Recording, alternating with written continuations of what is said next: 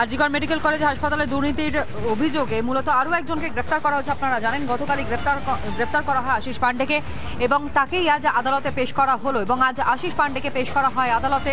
পিঙ্কি আমাদের প্রতিনিধি এই মুহূর্তে আমাদের সঙ্গে রয়েছে। প্রতি মুহূর্তে তুমি নজর রেখেছিলে, বেশ কিছু প্রশ্ন তুমি করেছিলে, কিন্তু তার কি কোনো উত্তর আশিস পান্ডেকে দিতে দেখা গিয়েছে পিঙ্কি?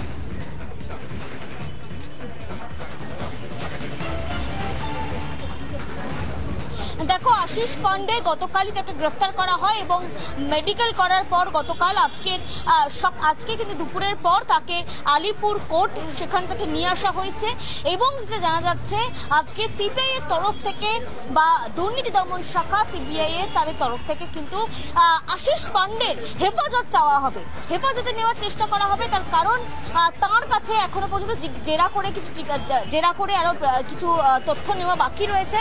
গতকাল যে সমস্ত মেডিকেল বর্জ্য সামগ্রী থেকে শুরু করে টেন্ডার দুর্নীতি এবং সিন্ডিকেট দুর্নীতি যে সমস্ত কাগজ পেশ করে তাকে জিজ্ঞাসাবাদ পর্ব চলছিল, সেই সময় তার বিরুদ্ধে অভিযোগ ওঠে যে সে বয়ানে অসঙ্গতি দেখা যায় তার বয়ানে এবং একই সঙ্গে তদন্তের মোড় ঘোরানোর চেষ্টা করে, এমনও কিন্তু অভিযোগ ওঠে। এবং এর পরেই কিন্তু সিবিআই তাকে অ্যারেস্ট করার পর আজকে তাকে কোর্টে পেশ করেছে।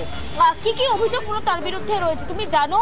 যে থ্রেট কালচার, অর্থাৎ জুনিয়র চিকিৎসক, আরজিকর হাসপাতাল জুনিয়র চিকিৎসক তাদের থ্রেট কালচার বিরুদ্ধে সরব হয়েছিলেনই, যে বিভিন্ন দুর্নীতি নিয়ে মুখ খুললেই তাকে হুমকির মুখে পড়তে হতো, যে হুমকি কারবার চালাতো কার্যত এই আশিস পান্ডে, এমন অভিযোগ উঠেছে। শুধু তাই নয়, পাশাপাশি আরজিকর হাসপাতালে তদন্ত কমিটি যেদিন গঠন হলো এবং যেদিনকে ডাক পেয়েছিলেন এই আশিস পান্ডে, সেদিন হাসপাতাল চত্বর কার্যত হাসপাতাল চত্বরে উত্তেজনা তৈরি হয়। তার কারণ নজর রাখো তুমি পিঙ্কি, এবং পরবর্তী সময়ে সিবিআই নিজেদের হেফাজতে আবেদন নিশ্চয়ই করবে, কিন্তু তারপর আদালতের তরফ থেকে কি সিদ্ধান্ত সামনে আসে সেদিকে আমাদের নজর থাকবে। কিন্তু এরই সঙ্গে সঙ্গে আপনাদেরকে আরো একটা ছবি আমরা এক্সক্লুসিভলি দেখাবো, যেখানে সিজিও থেকে যখন বের করা হচ্ছিল আশিস পান্ডেকে, ঠিক সেই মুহূর্তের ছবি দেখুন। আশিস আশিস আশিস যুক্ত, তোমাকে দুর্নীতিকাণ্ডে অ্যারেস্ট করা হয়েছে। সন্দীপ ঘোষকে কতদিন ধরে আশিস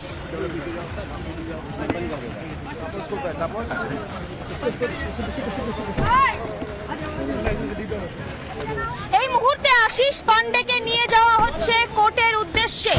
আশিস পান্ডে তথা তৃণমূল ছাত্র পরিষদের নেতা এবং পিজিটি জুনিয়র, তাকে কিন্তু এই মুহূর্তে নিয়ে যাওয়া হচ্ছে।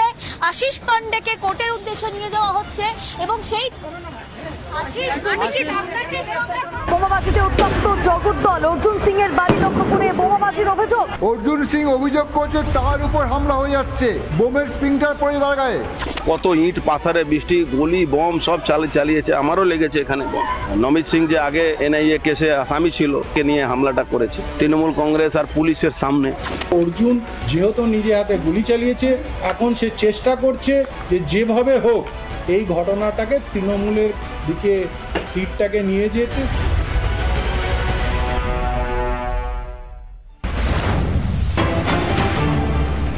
শামশেরগঞ্জের ছবি দেখাই আপনাদেরকে। শিকদারপুরে সেখানে ভয়াবহ গঙ্গা ভাঙনের কবলে দুটি বাড়ি এবং আজ সকাল থেকেই গঙ্গা গর্ভে তলিয়ে যাচ্ছে একটার পর একটা বাড়ি এবং সেই ছবিটা আপনাদের সামনে আমরা তুলে ধরছি। নদী গর্ভে তলিয়ে গেল ঘর বাড়ি, গাছপালা, এমনকি গঙ্গা ভাঙনে আতঙ্কিত হয়ে পড়েছে নদী তীরবর্তী এলাকার বাসিন্দারা। সৌমিত্র আমাদের প্রতিনিধি আমাদের সঙ্গে রয়েছে। সৌমিত্র, এই গঙ্গা ভাঙন রোধ করতে এখনো পর্যন্ত কোন রকমের কোনো পদক্ষেপ কি নেওয়া হয়েছে প্রশাসনের তরফ থেকে? আমরা কথা বলবো, কিন্তু তার আগে আরো একবার আপনাদেরকে সেই ছবি দেখাচ্ছি। দেখুন, আতঙ্কিত জনতা তারা ইতিমধ্যে ভিড় করেছেন, কিভাবে ঘর বাড়ি সব গঙ্গা বক্ষে তলিয়ে যাচ্ছে এবং একটার পর একটা বাড়ি ভেঙে পড়ছে সেখানে। নদী তীরবর্তী এলাকার যারা বাসিন্দারা রয়েছেন তারা আতঙ্কের মধ্যে রয়েছেন। কেন সেখানে বাঁধ দেওয়া হয়নি সে বিষয়ের আগেও কিন্তু বহুবার তারা ক্ষোভ প্রকাশ করেছিলেন এবং এই বাঁধ না দেওয়ার কারণেই ক্রমাগত গঙ্গা গর্ভে তলিয়ে যাচ্ছে পার্শ্ববর্তী এলাকা। সৌমিত্রের কাছ থেকে এই মুহূর্তের আপডেট নেব। সৌমিত্র, দেখো, এই মুহূর্তে শামশেরগঞ্জের যেটা পরিস্থিতি সেটা হচ্ছে সকাল থেকে কিন্তু একের পর এক বাড়ি ঘর নদী গর্ভে তলিয়ে গেছে। প্রায় এখনো পর্যন্ত 10টি বাড়ি কিন্তু নদী গর্ভে তলিয়ে গেছে। সাধারণ মানুষরা রীতিমতো কান্নায় ভেঙে পড়েছে, চারিদিকে শুধু হাহাকার। সাধারণ মানুষরা অভিযোগ করছে তারা পর্যাপ্ত পরিমাণে সরকারি সহায়তা পাচ্ছে না। বিঘের পর বিঘে এই যে জমি জায়গা, গাছপালা সমস্ত কিছু বিলীন হয়ে যাচ্ছে, কিন্তু কাজ কিছুই হচ্ছে না। শুধুমাত্র কেন্দ্র, রাজ্য টানাটানি হচ্ছে। সাধারণ মানুষরা একেবারে অসহায়ের মতো জীবনযাপন করছে, তারা ভয়ে অন্যত্র পাল্লে যাওয়ার চেষ্টা করছে। শুধুমাত্র এই বছরই কিন্তু এই গঙ্গা ভাঙন হচ্ছে না, লাগাতার ভাবে প্রায় 4 বছর ধরে গঙ্গা ভাঙন হচ্ছে। শামশেরগঞ্জের যে মানচিত্র, সেই মানচিত্রই যেন পরিবর্তন হয়ে যাচ্ছে এই গঙ্গা ভাঙনের ফলে। একের পর এক গঙ্গা ভাঙনের ফলে সাধারণ মানুষরা একেবারে নিঃস্ব হয়ে গেছে। তারা বাড়ির যেটুকু সম্বল ছিল, যেটুকু তারা আসবাবপত্র পেয়েছে, সেই আসবাবপত্র নিয়েই কিন্তু তারা পাল্লে যাওয়ার চেষ্টা করছে। তারা বিনীতভাবে স্থানীয় নেতৃত্ব, স্থানীয় প্রশাসন তারা কি পাশে দাঁড়িয়েছেন? কিছু ব্যবস্থা করা হয়েছে তাদের জন্য? তারা কিন্তু আসছেন, তারা সাধারণভাবে কাউকে কাউকে কিছু খাদ্য সামগ্রী বিতরণ করছে, কিন্তু সেই খাদ্য সামগ্রী নিয়ে তারা কিন্তু খুশি হতে পারছেন না, কারণ তাদের জমি জায়গা বাড়িঘর সমস্ত কিছু চলে গেছে। তারা এখন কোথায় থাকবে সেই নিয়ে কিন্তু চিন্তিত। তারা যেভাবে তারা বাড়িঘর নির্মাণ করেছিলেন, সেই বাড়িটাই তো তাদের চলে গেছে। তাই তারা এখন যেটা চাইছেন সেটা হচ্ছে তারা পুনর্বাসনের যাতে বিকল্প কোনো কংক্রিট ব্যবস্থা এখনো পর্যন্ত তাদের জন্য নেওয়া হয়নি, এমনটাই অভিযোগ করতে শোনা যাচ্ছে সেখানকার বাসিন্দাদের। আপাতত তোমায় ধন্যবাদ জানাই, নজর রাখো। ভয়াবহ অবস্থা, করুণ অবস্থা, মানুষের কষ্টের শেষ নেই।